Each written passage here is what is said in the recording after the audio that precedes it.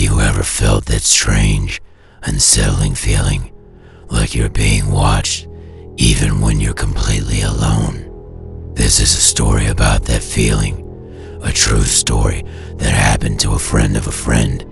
Let's call him Alex. It's one of those tales that makes the hair on your arms stand up, especially on a cold, dark winter night. Alex was a college student, and to save some money, he decided to rent a small, isolated cabin in the woods for the winter break. It was a picturesque scene right out of a postcard: snow-covered pines, a frozen lake, and complete, utter silence. For the first few days, it was perfect.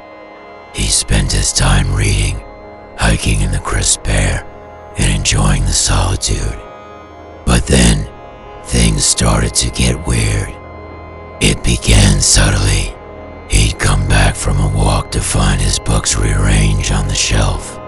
Not drastically, just slightly out of order, enough to make him question his own memory.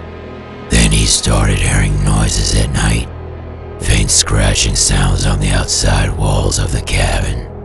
He told himself it was just animals, raccoons, or squirrels looking for a warm place. But the scratching became more rhythmic, more deliberate. It didn't sound like any animal he knew. One evening, as a blizzard raged outside, Alex was huddled by the fireplace, trying to ignore the howling wind. That's when he saw it. A face pressed against the frosted window pane. It was there for just a second, a pale, gaunt face with dark, hollow eyes, before it vanished back into the swirling snow. His heart hammered in his chest. He bolted the door, checked all the windows, and spent the rest of the night with a heavy fireplace poker in his hand, jumping at every creak and groan of the old cabin. The next morning, the storm had passed. The world was blanketed in a fresh, pristine layer of snow. Mustering his courage, Alex went outside to investigate. He expected to find footprints leading to and from the window, but there was nothing. The snow around the cabin was completely untouched, a perfect, unbroken sheet of white.